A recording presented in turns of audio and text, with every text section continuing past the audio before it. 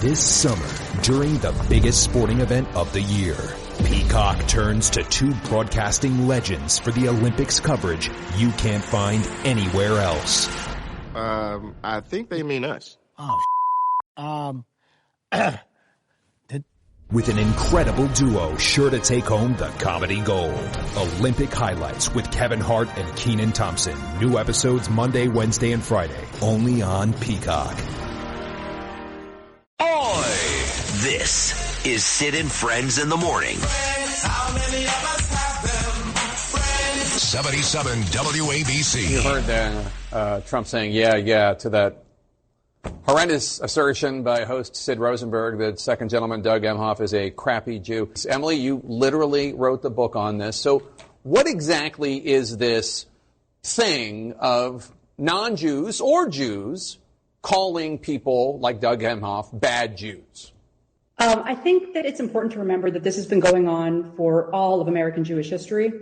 And specifically, Trump has been saying versions of this for the last 5 years. You can go back to 2019 and find similar things that, if you were Jewish and you vote for a Democrat, you're disloyal. And obviously, President Trump has done a lot of things that Israelis are happy about, recognizing Jerusalem as the capital of Israel, which was promised by president after president, but Donald Trump actually did it. He officially moved the U.S. Embassy there. He seems to have repaired his relationship with Netanyahu. How do you square those actions relating to Israel with these comments about Jews in America?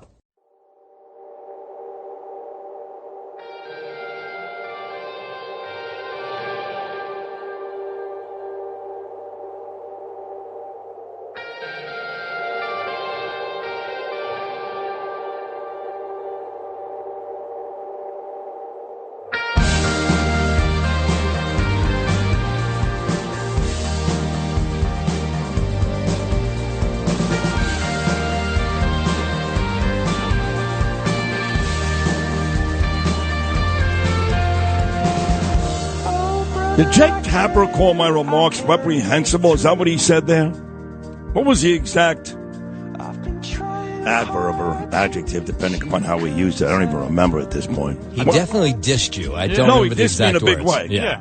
Should we play the beginning of that one more time? Jake Tapper, who, of course, my friend Trump refers to as fake Tapper.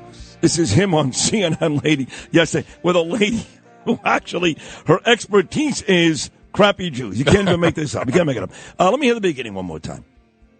You heard Trump saying, yeah, to that horrendous assertion by host Sid Rosenberg. Okay, it was a horrendous assertion. Yeah, okay. Jake, it was 100% true. At least he said your name. Right, he did say my name, unlike Anderson Cooper and Norah O'Donnell. Right. So thank you, fake Tapper. But it was not a horrendous assertion. It was 1,000% accurate. Add Doug Emhoff and his daughter, who's raised $81 million for pro-Hamas. Add them to the list. George Soros, Ron Kuby, Bernie Sanders, Brad Lander of crappy Jews. This man is not a crappy Jew. He's not even Jewish. But I love him, the editor of the National Review, my friend Rich Lowry. Rich, you're all over Fox News lately. You're a superstar. No, it's good to be on Fox, but I'm not a superstar, but I appreciate that. I got a random question for you. Yeah. I just read a biography of Mickey Mantle when I was way on the beach. Did you ever interview him or run across him? Mickey Mantle? Yeah. Oh, not only did I run across him, this is a great story for you. I make it quick. So, 1997, when I was starting my radio career in sports, I got a call from my agent, and his name was Mark Lepselter. He's going to represent Tiki Barber, Lawrence Taylor, Joe Beningo, big names. And he goes, no, it was before him. It was Brian. I think it was Bobby Barrett. And he goes, listen, I have an opportunity for you to do a sports show in New York. It was the old Sporting News Network. He said, here's the deal. They're going to pay you $75,000, which that's no money at all. And you're going to report from all the local events. And then you're going to do the show 3 days a week from Mickey Mantle's restaurant on Fifth Avenue. So I go, well, who's my partner? And he goes, Brian Kilmeade. I go, who the hell is that? This is 1997. Now Kilmeade's a huge star. So I turned it down because I never heard of Kilmeade and the money sucked. But I did meet with Mickey Mantle at his restaurant to see if, in fact, the venue was going to work. And look, I was too young. My family, they loved him like Mike Francesa did, That was a generation before me. So the answer, that long answer is yes. All right. It was on Central Park South, wasn't it? Yes. That restaurant? Central Park South, yeah. But, it brought home to me, you had a very moving monologue a couple months ago on how people who are addicts loathe what they do. They hate what they do to themselves and others. And that was really a major theme of Mickey Mantle's life, and very sad. Yeah. But incredible, the numbers he put up, given he played hurt his entire career. Oh, yeah. He was, it took a lot of those greenies to get him through the booze and the injuries. But he's no Jazz Chisholm, I'll tell you that. This guy came from Miami 2 days ago. This guy hits 2 home runs every night. It's unbelievable. Yankees finally playing good baseball. It does make for an exciting couple of months between the Yankees and the Mets. But I played the Tapper thing for you. I know you heard the Trump interview yesterday. And I got to tell you, 12 minutes and 12 seconds long. I really thought it was going to come and go. People would enjoy it. They love Trump. That would be it. The firestorm, CBS, NBC, ABC, CNN, the firestorm that those comments caused. First of all, Trump has said that 1,000,000 times. That wasn't the first time yesterday. And I've said that, talking about crappy Jews for 1,000,000 times. Why all of a sudden yesterday was it a big deal? I'll tell you why. Because there's a new candidate. And now it's her chance to say how horrible Donald Trump is. Yeah, and they need to protect her. She's obviously not great on Israel. So, and the other thing they made a big deal of is, what was the thing the other day? Oh, Christians won't have to vote again, right? Because things are going to be great, so great. He's clearly saying, you elect me, one, you would have to vote for me again. It's my last term, but all of everything. So he's kind of joking, right? And they made it another threat of dictatorship, So about half the hits on Trump are things that he says tongue-in-cheek or meant to be funny. I totally agree. They are meant to be funny. And for some reason, everything comes off as malicious for them, So, in that point, of course, they seized on the Jewish thing yesterday. And he said a couple of things here. First of all, during that whole Jewish commentary, he said that Chuck Schumer is now officially a Palestinian. I thought that was hilarious. If you're going to play anything on the news, play that.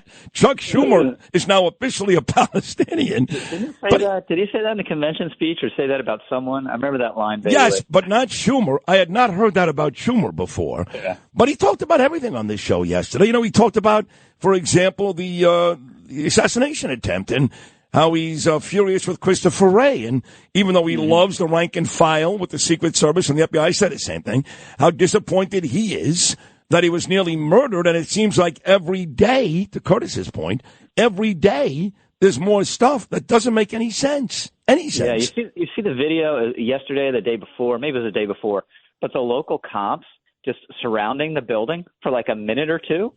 And nothing happening. It's just weird. It's bizarre. Weird. And this new guy said he was ashamed, which is the new head of the Secret Service said he was ashamed, which is the right word, and disgusting. He should be disgusted as well.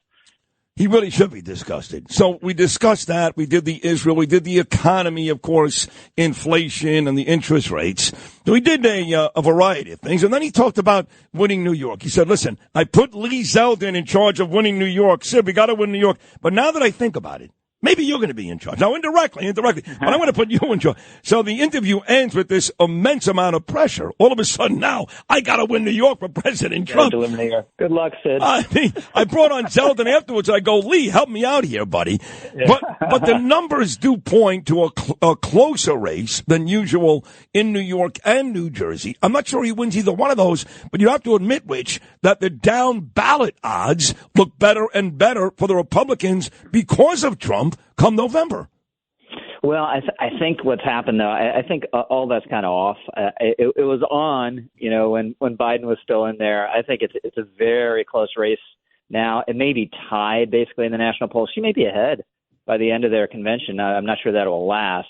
But now I think it's a dogfight again, and they really got to start hammering her. The first test was that the first foray was that ad on the border, which was great that they launched yesterday. But she has an ad up saying that she was great on the border. It was Trump. That prevented her. And these idiots believe her. I mean, look, at the end of the day, what's her name? Laura Ingraham interviewed Trump the night before he was on with me. And it was a good interview. But the best part was the debate conversation. Now, Steve Chung comes out with a statement last week, one of Trump's guys, and says, listen, we're not going to debate this woman until she's the real candidate. Right now, she's not a real candidate. After the convention, she'll be the nominee. Whatever it is, he has to debate her because if he leaves it to the policies in a debate, he's going to kill her. She can talk. She's not half dead like Joe Biden, but she's going to be exposed as a dunce. He's got to debate her at least once, no? Yeah, he has to debate her. And I think kind of playing footsie with it, maybe it's a way to get leverage over whatever the negotiations are going to be about how they're going to do it. But he absolutely has to do it. And, you know, what we're in like 10 days now into the Kamala Harris era. Has she done an interview anywhere, right? No. Would she even sit down with Tapper? Because everyone's going to ask about, she's changed on about 10 things in the course of, busy. 5 days. She's been busy. Right. Can she explain any of them? Can she explain any of them? She has to go to a sorority party in Indiana last week.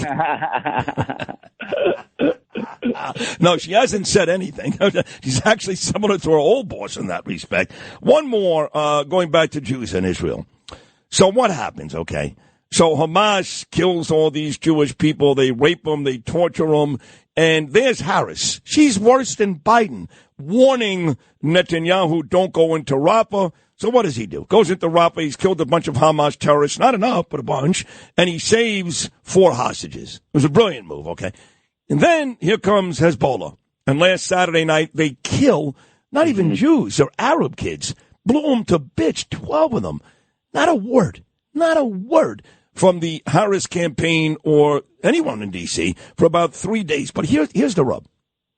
Instead of these people backing Netanyahu and Israel in their fight against Hamas in the south and Hezbollah in the north, instead, what do they do right away? What does Blinken do right away?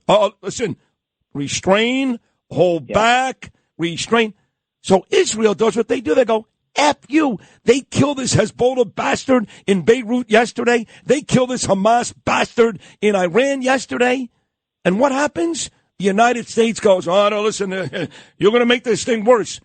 Mm-hmm. What do they want the Israelis to do? Lloyd Austin, all these idiots, you're going to make it worse. What are we supposed to do?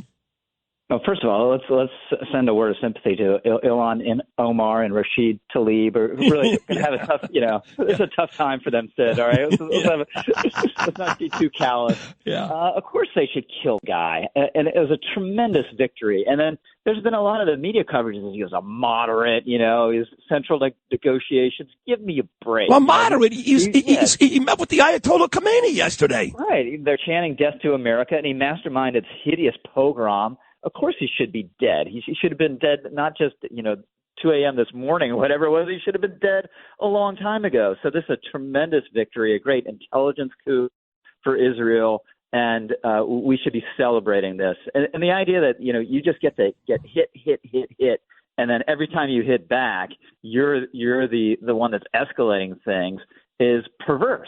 And Donald Trump doesn't believe in that way of thinking, and Kamala Harris does. That's the bottom line. I mean, the contrast is so stark, and I don't know how Jewish people don't see it. It really is. It's hard to believe. I know some very, very smart Jewish people, very smart.